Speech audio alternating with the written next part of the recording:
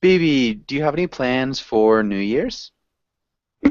Um, I will go back to my hometown for 5 days. Nice. Okay. Really cool. Yeah, That'll be fun. okay. Thanks for asking. Do Yeah. you have any plan for New Year's? For New I'm actually Year?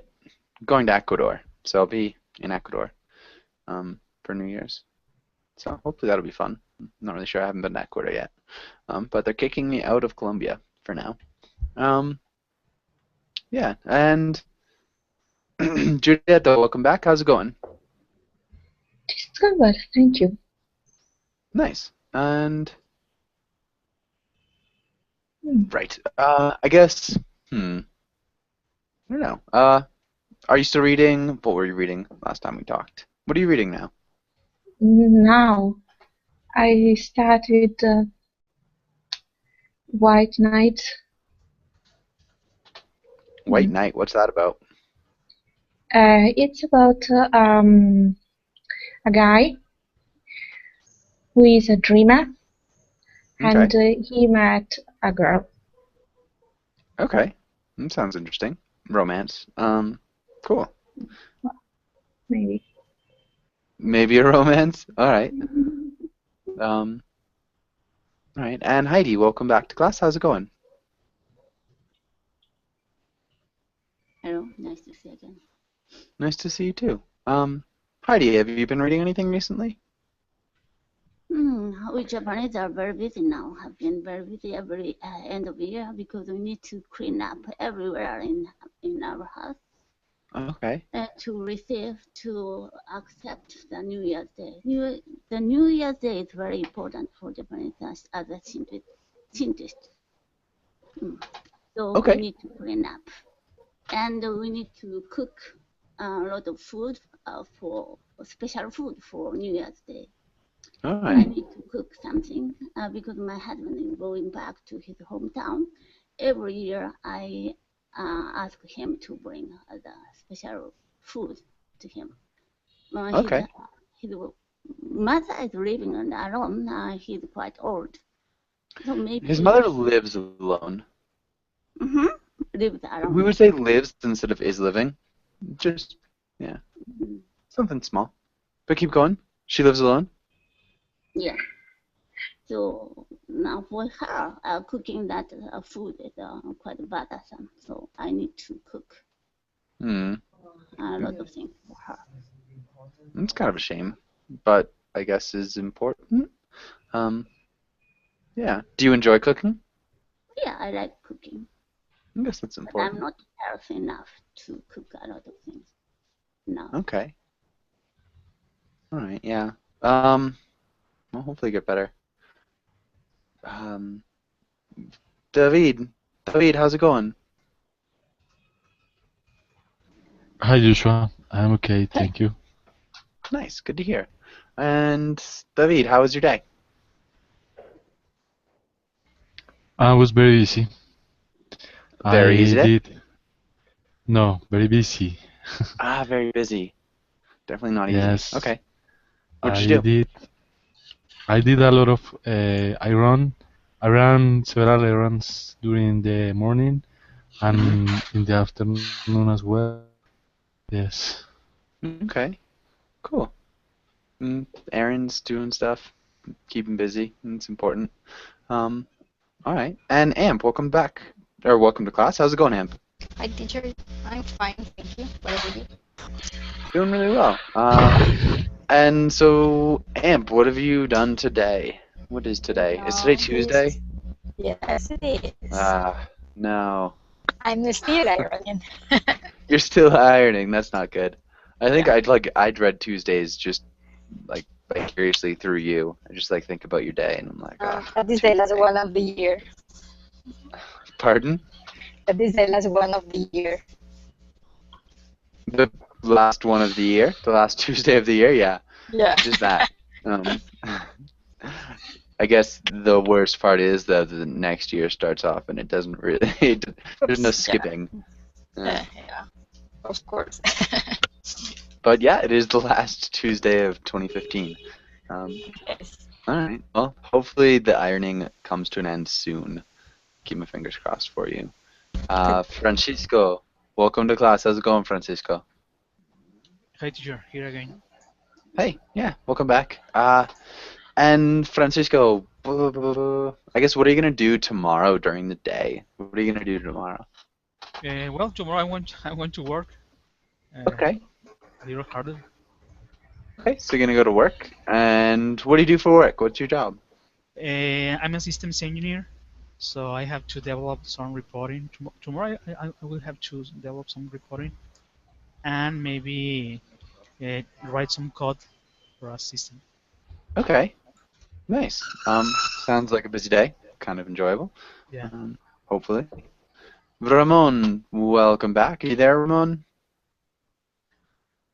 Yep, I am. Hey, cool. How's it going? Fine, despite of my problems with connection, I think, because every time I was falling down. Yeah. Maybe dropping out would be the better way of saying it. I was always dropping out. I kept dropping out. Hmm? All right. Yeah, Okay. well, Ramon, what are your plans for tomorrow? Tomorrow I'm gonna work and maybe take up some class here, but I didn't schedule yet. And just Okay, that. nice. So work, classes, cool. Hopefully it goes well. I think that's everybody. Let's get started with the story. And let's start with Heidi. Can you read the title and maybe the first part? One of those days, Gabriel Garcia Marquez, Monday dawned warm and rainless. Aurelio Escobar, a dentist without a degree and a very early riser, opened his office at 6. He took some false teeth, still mounted in their plaster mold, out of the glass case and put on a table a fistful of instruments which he arranged in side order. And if they were in display, he wore a he wore a colorless striped shirt, closed at the neck with a golden stud, and pants held up by suspenders. Nice. That sounded good. Let's look at instruments. Instrument. Instruments. Instrument. Good. And Aurelio. Aurelio. This first sentence, maybe you did a good job with the individual words. Monday dawned warm and rainless. Monday dawned warm and rainless. Perfect. Good job. Does anybody have any questions in this first paragraph? Okay, a stud. Does anybody know what a stud is? It's a hard one to explain too.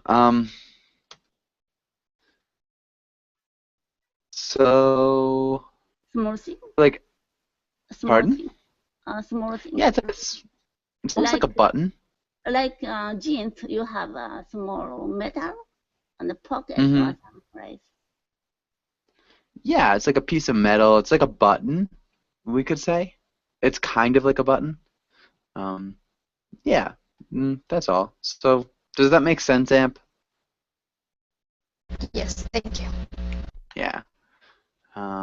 Any other questions? Plaster mold. Yeah, fistful. Okay. A fistful is just if your fist, it's your hand, your closed hand. And so whatever fits in your closed hand is a fistful.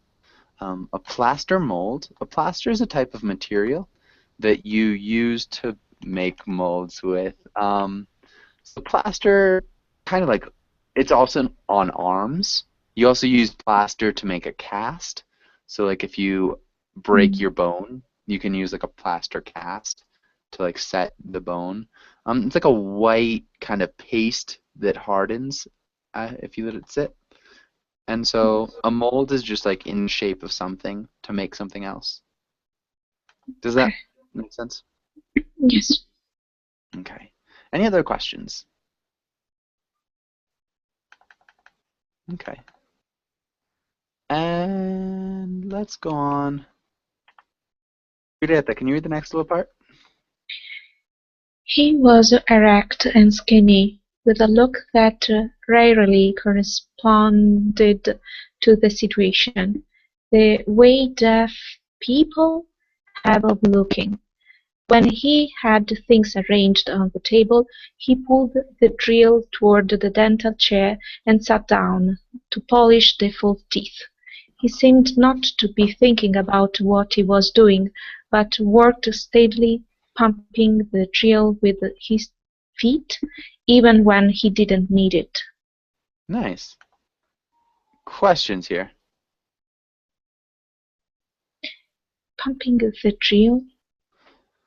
Okay, so this is a drill that's powered by like a foot pedal.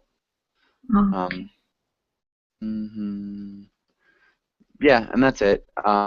So you just, it's kind of like, yeah, you have a pedal, and pressing the pedal kind of makes the drill move. And that's all. Other questions?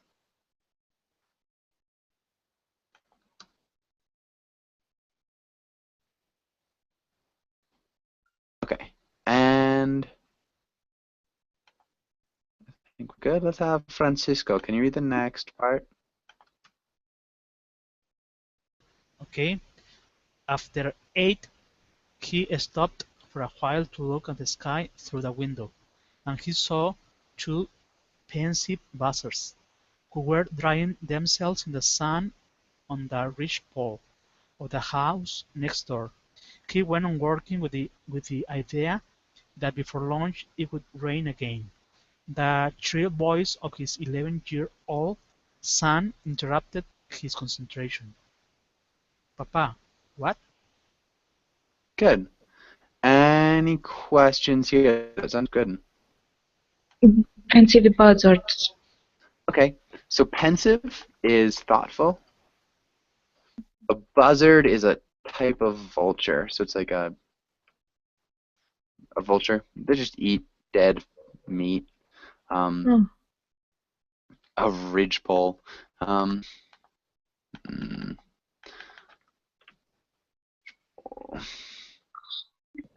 so a ridgepole is like the board that's like at the top of something. Oof. So where are we? Where is it even?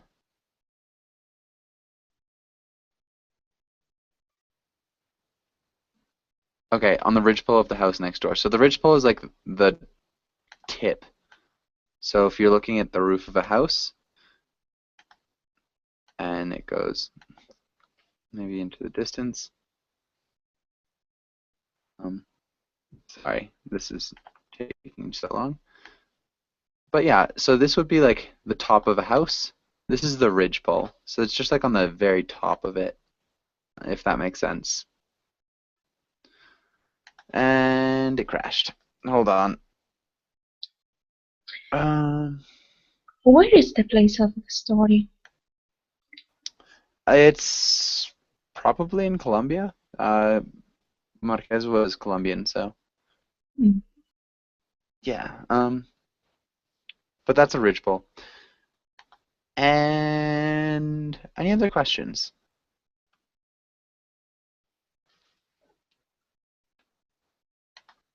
Okay.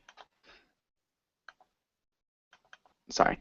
Anyway, so this is a ridgepole, so that they're just on the top of the house. No other questions. Let's go on. And let's have David. Can you read the next part?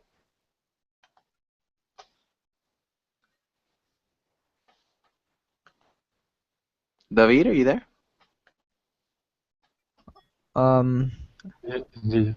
Me? Or Yeah, David. Okay. Oh. The major Uh, wants Sorry, BB. We're gonna go with David. David. Oh, okay. I'm sorry. I'm sorry. No 'Cause I worries. thought it was me. That's okay. The wants to know his tooth. Tell him I am not here. He was polishing a gold tooth. He held it at arm's length and examined it with his eyes half closed. His son shouted again from the little waiting room. He says you are too, because he can hear you. The dentist kept examining the tooth. Only when he had put it on the table with the finished work did he say, Okay. Only when he had put it on the table. Only when he had put it on the table. Can you repeat that? sure. Only when he had put it on the table. Good. Questions?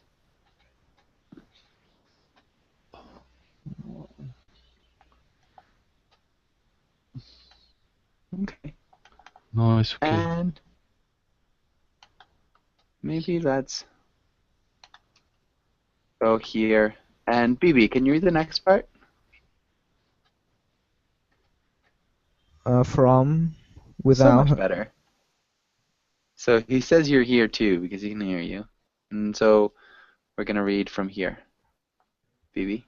Okay. So much better. He operated the drill again. He took several pieces of bridge out of a cardboard box where kept the things he still had to do and began to polish the gold. Papa, what? He still hadn't changed his expression. He says if you don't take out his tooth, he'll shoot you. He'll shoot you. He'll shoot you. Okay. Operated. Polish. What does it mean, teacher? To polish. Polish is to make it shiny. So if you're polishing something, you're rubbing Okay, it until it is shiny. Okay. Okay. And any questions here?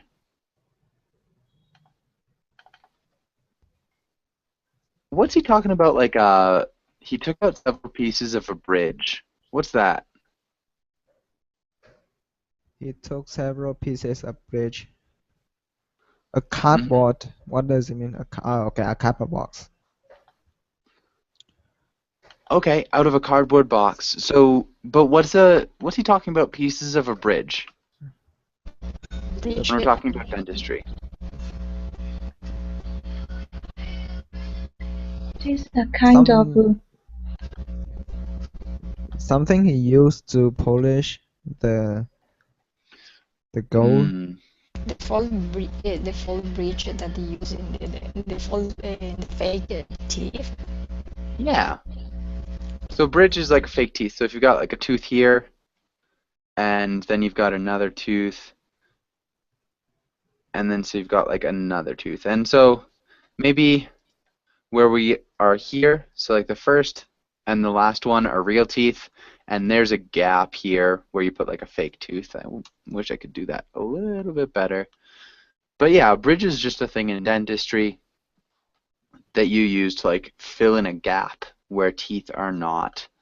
So that's a bridge, and he just takes it out and puts it where the things that he has to do are. And then he polishes the gold. So different actions. Any other questions here? Any other questions?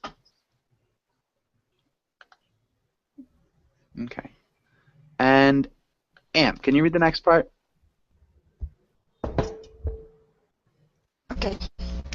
Without hurrying, with an extremely tranquil movement, he stopped pedaling the drill, pushed it away from the chair, and pulled the lower drawer of the table all the way out.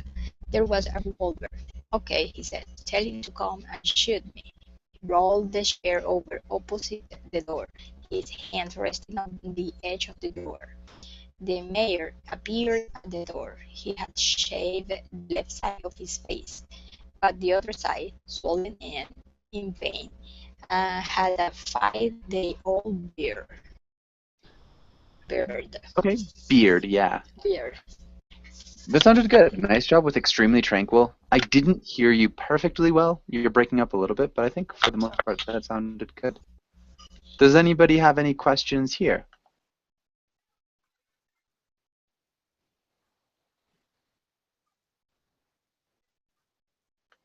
No questions? Okay. And let's have Heidi, can you read the next part? Mm-hmm. The dentist. Yeah.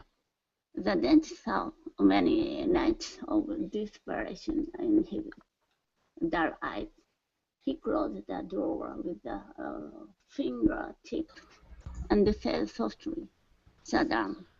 "Good morning," said the mayor. "Morning," said the dentist. While the instruments were boiling, the mayor leaned his scarf on the headrest of the chair and felt better. His breath was icy. It was a poor office, an old wooden chair, the pedal drill, a glass case with ceramic bottles. A glass case with ceramic bottles. Glass case with ceramic bottles. Yeah, it's like a desperation. Desperation. Nice. And Jerson, welcome to class. How's it going? Thank you. It's going well. How are you? Doing really well, thanks. Welcome to class. You've come a bit late, so can anybody explain to Jerson what is going on in our story? What's happening? Anybody? The main character is a dentist. Mm-hmm. And Mayor wanted to go to the dentist, but at first he said, "I'm not here," but he was listening his voice on the telephone, so he couldn't refuse. He opened the door. There was a gun. Well, so yeah, why does the dentist let the mayor in? Maybe he hates the mayor, I think. Definitely. Mm-hmm. He definitely hates the mayor. So he's talking to his son here, and then so the mayor wants to know if you'll pull out his tooth. And then the dentist says, "Tell him I'm not here." And then the son says, "He says you are, too, because he can hear you." And the dentist says, "So much the better." And then the boy interrupts again, says, "Papa." And the dad says, "What?" The dentist says, "What?" It's like, he says if you don't take out his tooth, he'll shoot you. And so the dentist also has a gun, and he says, "All right, tell him to come and shoot me." And so when he sees the mayor come in, he like sees the desperation in his eyes. His face is really swollen and in pain, and so he closes the drawer with the gun. He says, "Sit down," and he starts preparing the tools. So that's basically where we are here. Hopefully that makes sense. Yeah, that makes sense. Thank you. Okay. Yeah. Julieta, can you read the next part? Okay. Opposite the chair was a window with a shoulder-high cloth curtain. When he felt the dentist approach, the mayor braced his heels and opened his mouth. Aurelio Escobar turned his head toward the light. After inspecting the infected tooth, he closed the mayor's jaw with a caution pressure of his fingers. "It has to be without anesthesia, man," he said. "Why?" Good. A shoulder-high cloth curtain. Cloth. Cloth. Yeah. Cloth. Cautious. Cautious. Mm-hmm. Really well done. Okay. And questions here. What does his breath was icy mean? His just breath was cold. I'm not really know. I don't know what he's exactly trying to say here. He's got cold breath. Maybe he's afraid. It's pretty ambiguous though. We don't really know. Any other questions?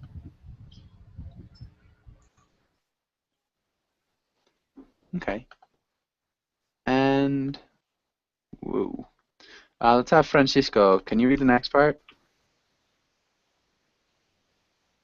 Okay. The mayor sees. Because you have an abscess. Oh, sorry. Because you have an abscess, the mayor looked him in the eye. All right, he said, and tried to smile. The dentist did not return the smile. He brought the basin of sterilized instruments to the work table and took them out of the water with a pair of cold tweezers, still without herring. Then he pushed the sputum with the tip of his shoe and went to wash his hands in the wash basin. Yeah. Okay. Spittoon. The spittoon. Okay. And a spittoon is something that you spit into. Yeah. Yeah. It's, kind of like a jar or a bowl. Yeah. For people who do tobacco, often use spittoons. But yeah, the dentist will use a spittoon too, so the patient can spit blood or whatever the patient spits. Right. Yeah. Any other questions here? Okay. Let's have. Where are we? David. What about the next one? Okay, Joshua. All this without looking at the mayor. But the mayor didn't take his eyes off him. It was a lower wisdom tooth. The dentist spread his feet and grasped the tooth with the hot forceps. The mayor seized the arms of the chair, braced his feet with all his strength, and felt an icy void in his kidneys, but didn't make a sound. The dentist moved only his wrist, without rancor, rather with a bitter tenderness, he said. Yeah, maybe just read that next thing he says. What? Read the next thing he says too. No, sorry, I didn't get. Okay, read the next thing he says. So he said. Continue reading. Now you'll pay for our 20 dead men. Good. Okay. Seized. Yeah, and what does seize mean? Seize is like grab, or grasp, or take hold of. Would be seize. Yeah. And without rancor. Does anybody know what rancor means? Without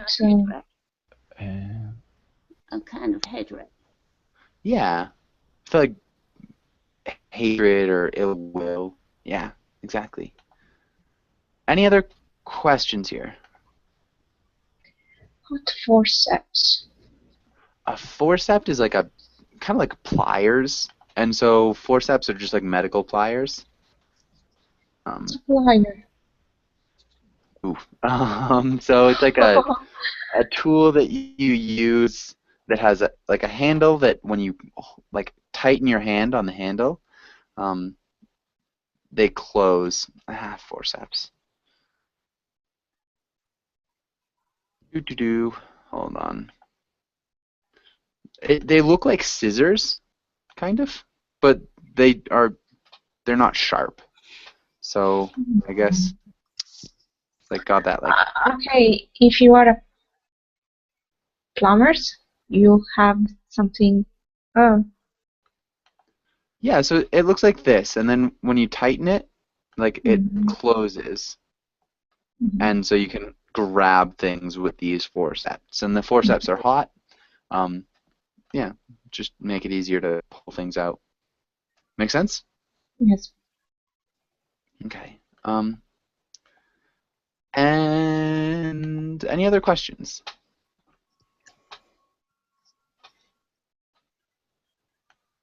Okay. And let's have Amp. Can you read the next part? Mayer felt the crunch of bones in his jaw, and his eyes filled with tears. But he didn't breathe until he felt the tooth come out. Then he saw it through his tears. It seemed so foreign to his pain that he failed to understand his torture of the 5 previous nights. Bent over the spittoon, sweating, panting, he unbuttoned his tunic and reached for the handkerchief in his pants pocket. The dentist gave him a clean cloth. Okay. Tunic. Tunic. Tune.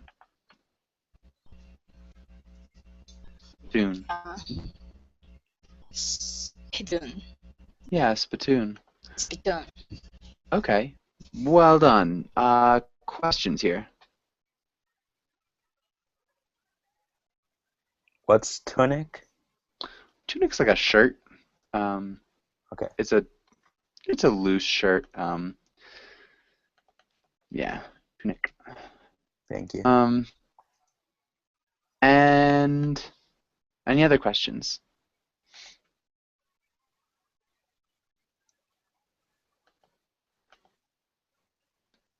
Okay. And let's have Jason. Can you read the next part? Yes. Dry your tears, he said. The mayor did. He was trembling.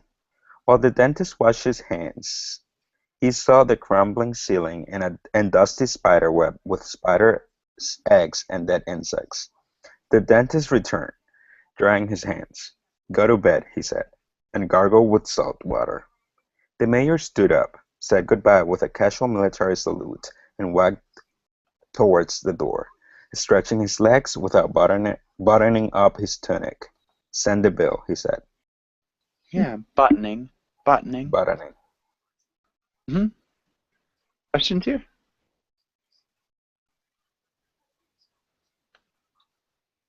Okay. And Heidi, can you read the end? Mm-hmm. To your the town, and the mayor didn't look at him. He closed the door and said through the screen, "It's the same damn thing." Yeah. All right. Good. What happened in the story, Heidi? I guess, like, basically. Mayor had with some teeth. He had been suffering the pain of the teeth. He decided to go to the dentist to pull out the teeth. Almost a story. The dentist didn't like him, but still it's his job. He cured his teeth. The process of pulling out the wisdom teeth.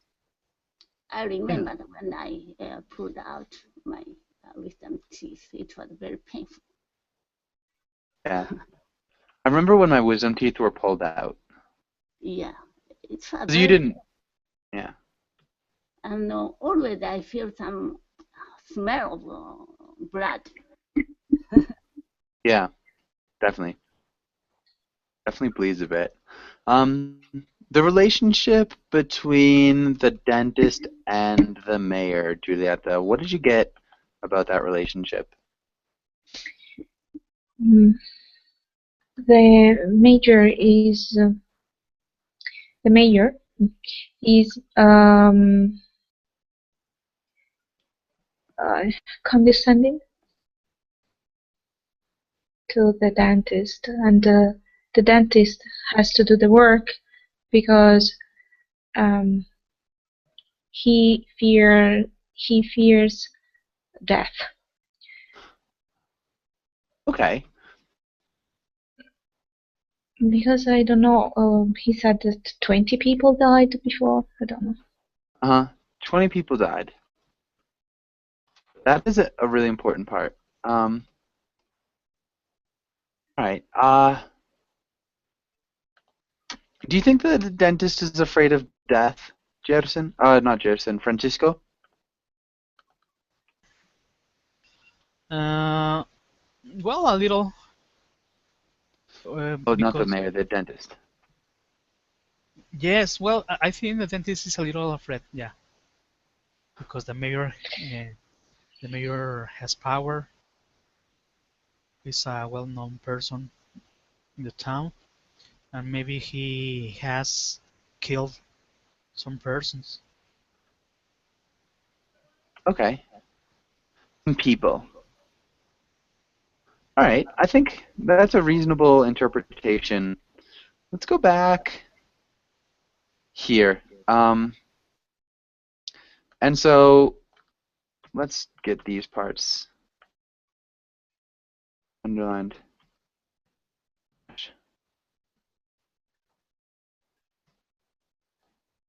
And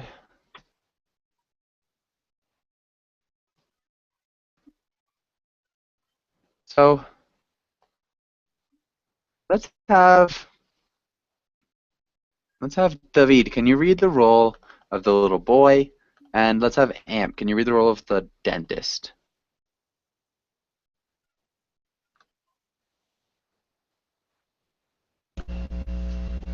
David? Yeah, Joshua. Okay. Sorry. You're the little boy. What I have to do? Just read the role of the little boy. Okay. The mayor wants to know if you will push his tooth. Tell him I'm not here.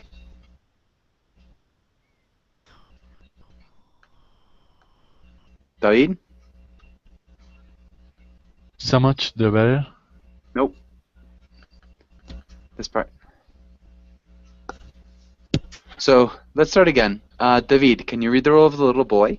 So it'll be this role, this role, this role, and this role. And Amp again. Can you read the role of the dentist? David, can you start again? David? Okay, sure. The mayor wants to know if you will pull his tooth. Tell him I'm not here.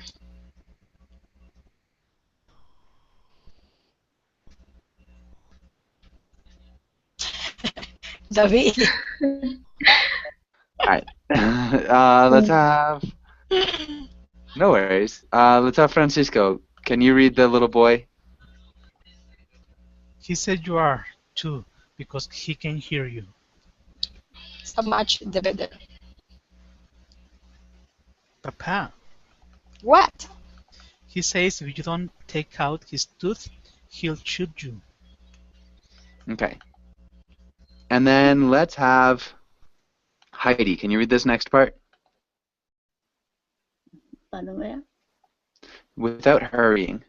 Without hurrying, with an extremely tranquil movement, he stopped pedaling the drill, pushed it away from the chair, and pulled the lower door of the table all the way out. There was a revolver. Okay, he said, tell him to come and shoot me. Nice. Okay. And so just from that little interaction, do we think that the dentist is afraid? No, but Go ahead, Juditha. no, but I think he doesn't want trouble. He doesn't want trouble?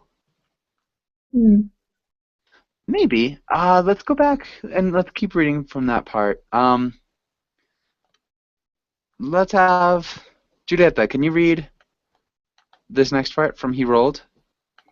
He rolled the chair over opposite. Oh, he rolled the chair over opposite the door, his hand resting on the edge of the drawer. The mayor appeared at the door.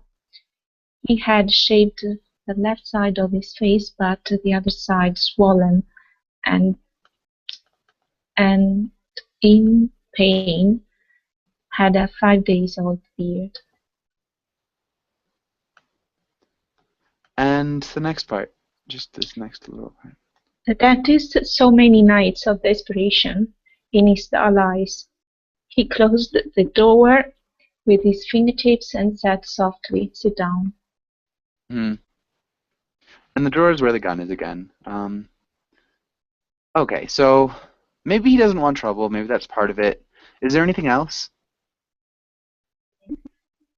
Have you seen that part? He wanted to fight with him if he was arrogant.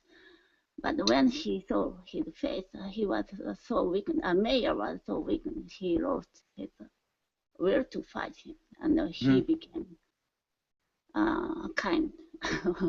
He had compassion. Yeah. He took compassion. Mayor.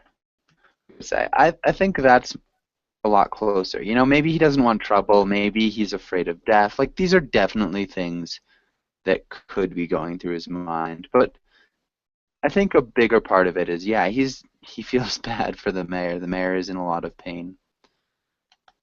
Well, I think he hasn't he hasn't any good feelings with the mayor, because I understood that he had been waiting for him for almost 5 days. So, and then he removed the tooth without anesthesia. So it was a kind of revenge for.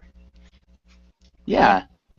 I think it for sure was a little bit of revenge, but the way he says it too, he says it almost with like a bitter tenderness.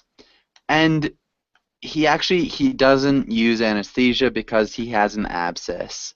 So, you know, he doesn't want to spread the infection with anesthesia. So if he shoots him with anesthesia, just, you know, I don't know. Actually, I'm not too familiar. We could ask Annika or Carolina about that because she's a dentist. But so he's got a reason for not using that. And he's not angry. He's not bitter about the mayor. He says it kind of with like a tenderness.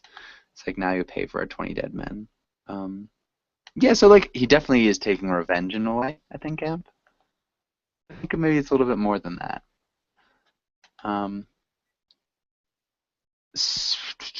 Like the idea of socioeconomics in this case, does anybody have any ideas like what the mayor is and what the dentist is politically speaking? Like, is this a political story at all? Did we get any of the details?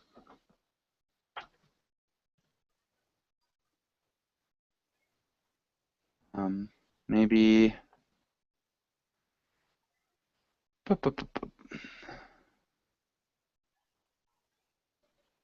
Where is it?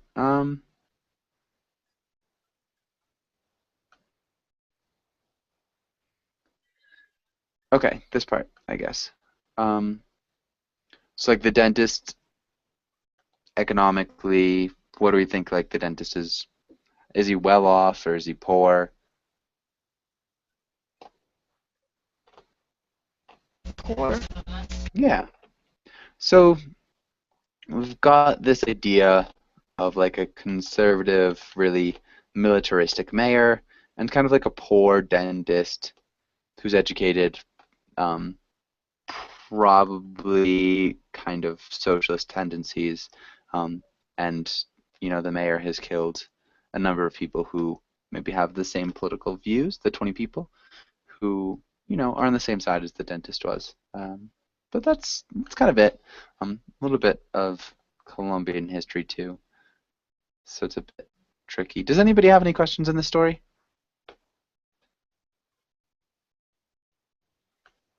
Okay, let's get something else. I wonder. There's a short one.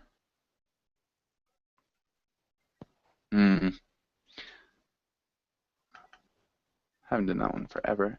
Sorry, hold on. I'm just trying to think of like a really short one. I had another story prepared. but that took a little bit longer than I expected. Okay, we can actually read the continuity of parks. So we'll have some Spanish authors today.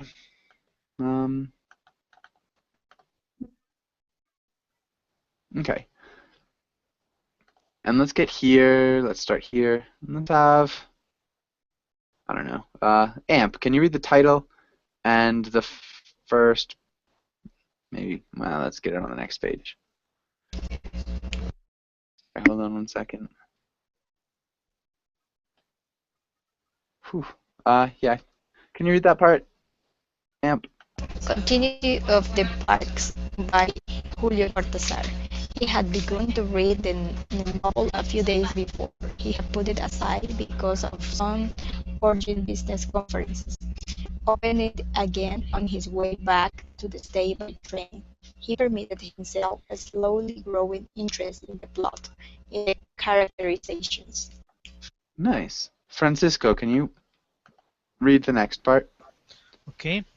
That afternoon, after writing a letter giving his power of attorney and discussing a matter of joint ownership with the manager of his estate, he returned to the book in the tranquillity of his study, which looked out upon the park with its oaks. Sprawled in his favorite armchair, his back toward the door, even the possibility of an intrusion would have irritated him, and he thought of it. He let his left hand caress repeatedly the green velvet upholstery and set to reading the final chapters. Had he thought of it? Had he thought of it? Had he thought of it? Had he thought of it? Okay. Had he thought of it? Had he thought of it? Thought of it. Good. Had he thought of it? Okay, it's a little hard for me. Yeah. Caress?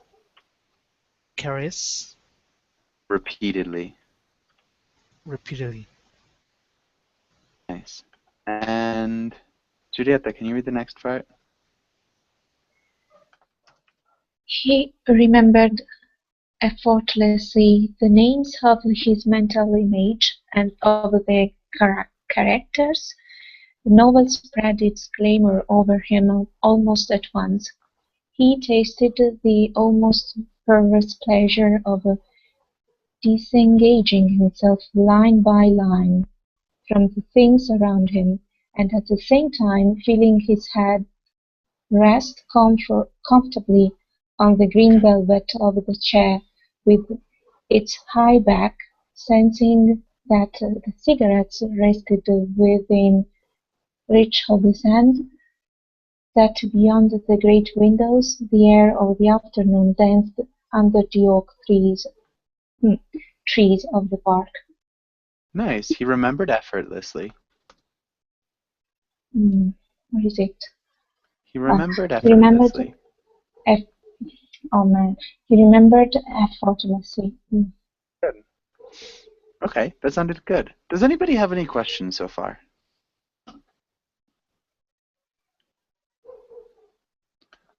Okay, so we have a man who is in a green velvet chair and he's reading the end of a book. And let's have Heidi. Can you read the next part? Word by word, I looked at the sordid dilemma of the hero and the heroine, letting himself be absorbed to the point where the images settled down and took on color and movement. He was witness to the final encounter in the mountain cabin. The owner arrived first, apprehensive. Now the lover came in, his face cut by the backlash of the branch. Nice, really well done. Amp, can you read the next part? Admirably, she stanched the blood with her kisses, but he rebuffed her caresses. He had not come to perform again the ceremonies of a secret passion, protected by a world of dry leaf and furtive path through the forest. The dagger warmed itself against his chest, and underneath Liberty pounded, hiding close. Hidden. Yeah, hidden. Admirably. Admirably. So she like stopped the flow of blood with her kisses, but he like pushed her away. He didn't want her touching him. He didn't want to perform like the ceremonies of their secret passion, like what they do because they're in love. He has a dagger. He just wants liberty, which is close by. He wants that like freedom. Okay, and hopefully that makes sense. Francisco, can you read the next part? Okay.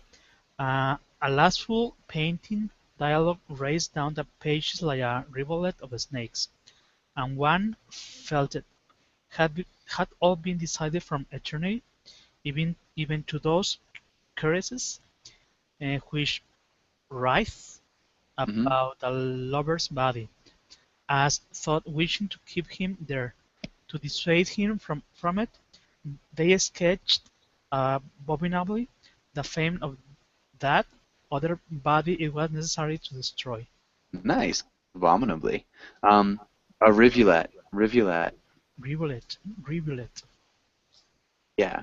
Okay, so what he's saying, this man, our protagonist, our main character, I guess, is still reading the story of these two lovers, and they're talking. So they have a really rapid dialogue, a really rapid, like, conversation. And the shape of the conversation on the page of the book that the man is reading is like a snake. Like a rivulet is like a cut of snakes, and the man who's reading is like it had all been decided from the very beginning. And like even the fact that the woman was caressing her lover as though to keep him here, like to dissuade him from the doing it, was almost like pushing him and like showing him that it was like really important to destroy the other person. So we assume that there are two lovers and that there is a husband somewhere who the lover is going to kill. If that makes sense. This is a little bit hard to understand. Giulietta, can you read the next part? Woo. Okay. Nothing had been forgotten. Alibis, unforeseen hazard, possible mistakes. From this hour on, each instant had its use minutely assigned. The cold-blooded, twice gone over re-examination of the details was barely broken off, so that a hand could caress. It was beginning to get dark. Nice. Alibis. Alibis. Minutely. And caress. Okay. So, yeah, they've got this plan and they haven't forgotten anything. Can't go wrong. Everything's minutely assigned. Even the smallest detail, the smallest thing is handed out. Yeah, they're cold-blooded. They're going to do it. And it's going to happen. And Heidi, can you read the next part? Not looking at each other now, rigidly fixed upon the task which awaited them. They separated at the cabin door. She was to follow the trail that led north. On the path leading in the opposite direction, he turned for a moment to watch her running. Her hair loosened and flying. He ran in turn. Please. Crouching? Crouching, and your arrow is bothering me to read. Okay. Crouching among the trees and hid until in the yellowish fog of dusk. he could distinguish the avenue of trees which led up to the house. The dogs were not stopped to bark, and they did not bark. Dogs are not supposed. They were not supposed to bark. Nice. Okay. Really well done. And Amp, can you finish the story? The state manager would not be there at this hour, and he was not there. He went up the 3 porch steps and entered. The woman's words reached him over a thudding of blood in his ears. First a blue chamber, then a hall, then a carpeted stairway. At the top, 2 doors. No one in the first room, no one in the second. The door of the salon, and then the knife in his hand, the light from the gray windows, the high back of an armchair covered in green velvet, head of the man in the chair reading a novel. Good. That's the end. So it is a circular short story. It ends where kind of it begins, and we've got a mix between reality and fiction. Hopefully you guys understand it. If not, you can find it online for free, Continuity of the Parks by Julio Cortázar. And yeah, hopefully you liked it. We are just out of time. Thank you guys for coming into class, and hopefully I'll see you again soon. Thank you. The teacher, take care. Thank you, See ya. teacher. Bye. Bye, guys. Bye, guys.